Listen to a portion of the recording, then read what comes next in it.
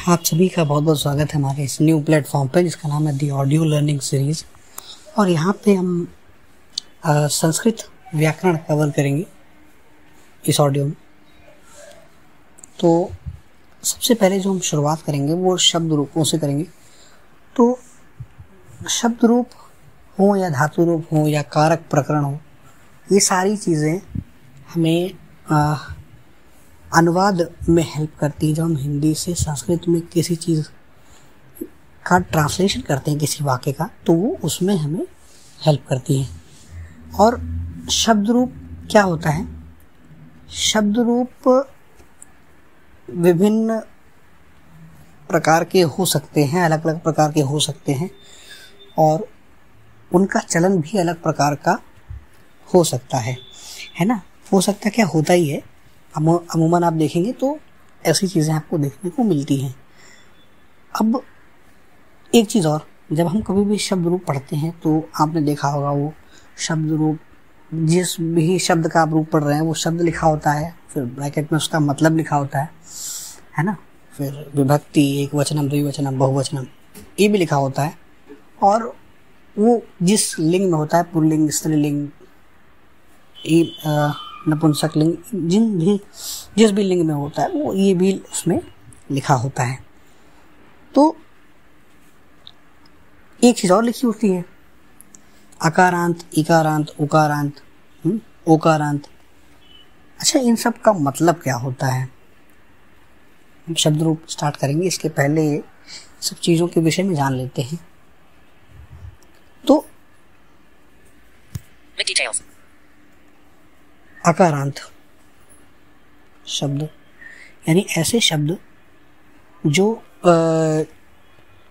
छोटा आ से समाप्त होते हैं वो अकारांत कहलाते हैं। जैसे बालक, पुस्तक,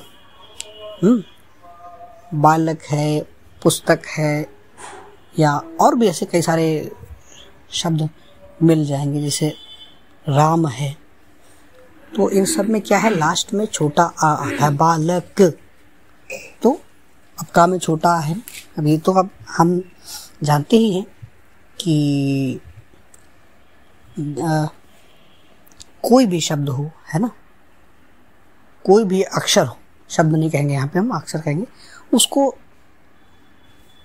छोटा की सहायता के बिना नहीं बोला जा सकता है। अक्षर बिना कहकर के इसे हम व्यंजन कहें तो ज़्यादा बेहतर होगा। तो कोई भी व्यंजन हो, हम उसको स्वरों की सहायता से ही बोलते हैं। ये हालांकि बहुत पीछे की चीज़ है, जब हम छोटी क्लासेस की ग्रामर कवर करेंगे तो आप जानेंगे इसके विषय में। तो ऐसे शब्द जो जिनकी समाप्ति छोटा आ से होती है तो वो कहलाते हैं आकारांत शब्द, है ना। उदाहरण आपको दे दिया। फिर ऐसे ही इकारांत, इकारांत ऐसे शब्द जो छोटी ई से समाप्त होते हैं, जैसे हरि, रवि, गिरि, कवि इत्यादि, है ना। अब ऐसे ही ईकारांत शब्द क्या होते हैं? ईकारांत शब्द वो होते हैं जो बड़ी ई से समाप्त होते हैं। जैसे नदी है ना। अब नदी क्या है, नदी में तो अंत में बड़ी ई ही आता है ना। तो नदी एक ईकारांत शब्द है। ऐसे छोटा ऊ की बात करें तो ऐसे शब्द जो छोटा ऊ से समाप्त होते हैं, जैसे भानु, ऐसे और भी कई सारे शब्द आपको मिल जाएंगे। यानी जो भी शब्द आपको ऐसा कोई मिलता है जो छोटा ऊ से समाप्त होता है तो वो निश्चित रूप से उकारांत ही कहलाएगा। अब ऐसे ही जो शब्द बड़ा ऊ से जिनकी समाप्ति होती है, यानी जो बड़ा ऊ से समाप्त होते हैं, वो उकारांत कहलाते हैं, है ना। अच्छा, इनमें उच्चारण का विशेष ध्यान रखना होगा। जैसे अब उकारांत है तो ये जो उ है ये छोटा ऊ है, और उकारांत जो है वो ऊ जो है वो बड़ा ऊ है, तो क्या है, उकारांत, है ना। फिर ऐसे ही रिकारांत भी होता है। और रिकारांत यानी ऐसे शब्द जो री से समाप्त होते हैं। जैसे आप पितृ शब्द का रूप देखेंगे तो पितृ क्या है, ऋकारांत है। और फिर ऐसे ही जो ओ से समाप्त होते हैं वो ओकारांत कहलाते हैं, है ना। तो ये चीजें हैं। बस जो शब्द जिस अक्षर से जिस मात्रा से समाप्त हो रहा है ना, वो वही कहलाता है। छोटा आ से समाप्त हुआ तो अकारांत, बड़ा आ से समाप्त हुआ तो आकारांत, छोटी ई से समाप्त हुआ तो इकारांत, बड़ी ई से समाप्त हुआ तो ईकारांत, छोटा ऊ से समाप्त हुआ तो उकारांत, बड़ा ऊ से समाप्त हुआ तो ऊकारांत, ओ से समाप्त हुआ तो ओकारांत, है ना। तो ऐसे ही ये शब्द होते हैं। कोई का से समाप्त होगा तो ककारांत। जैसे एक शब्द है दिक, उसका मतलब होता है दिशा।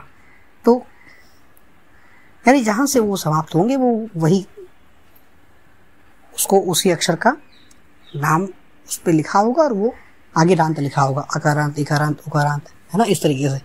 तो ये चीजें हम जहां तक मुझे लगता है आपको समझ में आ गई होंगी, है ना। अब बात करते हैं शब्द रूपों की।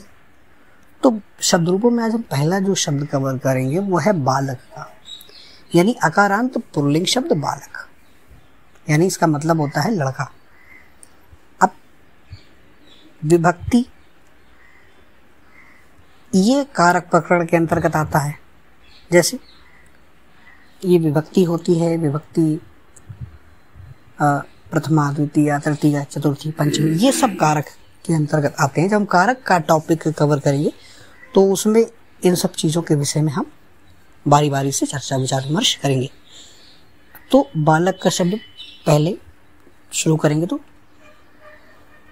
हमने बताया आपको शब्द रूप लिखने का तरीका जो होता है वो यही होता है, अकारांत पुल्लिंग शब्द बालक, ब्रैकेट में लड़का। विभक्ति एक वचनम, द्विवचनम, बहुवचनम।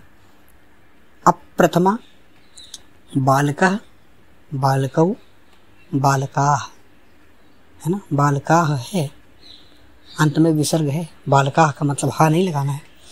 फिर द्वितीय बालकम, बालकौ, बालकान। फिर तृतीय है बालकीन, बालकाभ्याम, बालकैः। फिर चतुर्थी है बालकाय, बालकाभ्याम, बालकेभ्यः। फिर पंचमी है बालकात्, बालकाभ्याम, बालकेभ्यः। फिर षष्ठी है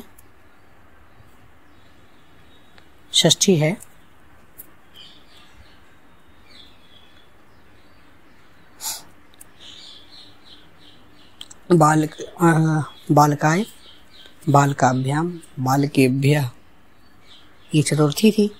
फिर बालकात्, बालकाभ्याम, बालकेभ्यः, ये पंचमी थी। फिर षष्ठी है बालके, बालकयोः, बालकानां, ये है षष्ठी। फिर सप्तमी है बालके, बालकयोः, बालकेषु, है ना। तो फिर सप्तमी हो गई। अब इसके बाद आएगा संबोधन। संबोधन हे बालक, हे बालकौ, हे बालकाः।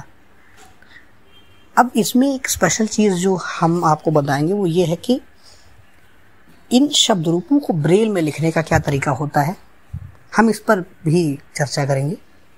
तो प्रथमा विभक्ति जिसे हम देखते हैं तो पहला है बालकाः, है ना, बालकाः नहीं बालकः, बालकः, बालकौ, बालकाः। ऐसा मैं इसलिए बोलता रहता हूँ कि जिससे कि आप भी श्योर हो सके कि मैंने सही बोला या गलत बोला। इसमें परेशान होने की कोई बात नहीं, क्योंकि जब मैं गलत बोलता हूँ उसको तुरंत सही कर देता हूँ। बालकः, बालकौ, बालकाः, प्रथमा हमने आपको बताया था ही, प्रथमा विभक्ति। तो बालकः यानी बा में बड़े आ की मात्रा, ला का विसर्ग, ये एक वचन हो गया। फिर द्विवचन था बालकः, बालकौ। बालकौ कैसे लिखेंगे, बा में बड़े आ की मात्रा, ला का और औ, बालकौ। फिर बहुवचन इसका है बालकाः, यानी बा में बड़े आ की मात्रा, फिर ला, फिर का में बड़े आ की मात्रा, फिर विसर्ग। तो ये क्या हुआ? बालकाः। इसके बाद ऐसे ही द्वितीय की अगर हम बात करें तो बालकम, एक वचन था ना बालकम, बा में बड़े आ की मात्रा, फिर ला, फिर का, फिर आधा मा, बालकम। फिर द्विवचन का क्या था? द्विवचन इसी का द्वितीय का, तो द्विवचन था बालकौ। कैसे लिखेंगे? बा में बड़े आ की मात्रा, ला, फिर का, फिर औ, तो क्या हुआ? बालकौ। फिर इसका जो बहुवचन है वो है बालकान। बा में बड़े आ की मात्रा, फिर ला, फिर का, फिर बड़े आ की मात्रा, फिर आधा ना, है ना, बालकान। अब ऐसे ही हम तृतीया की बात करते हैं तो तृतीया में हमने आपको बताया था बालकेन बालकाभ्याम बालकैः।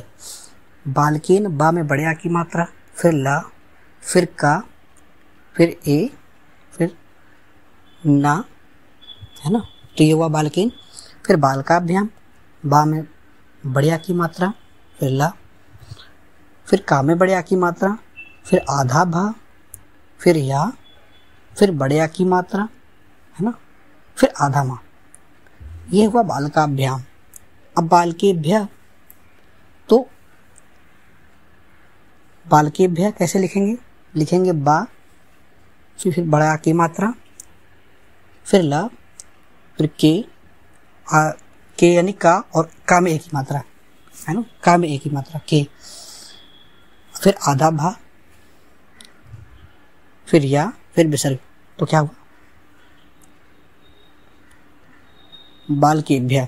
तो बालकान, बालकेन बालकाभ्याम बालकेभ्यः।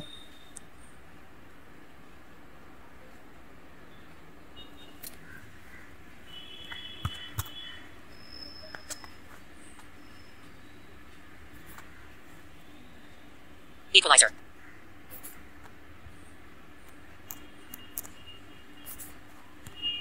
Back button. Dolby on.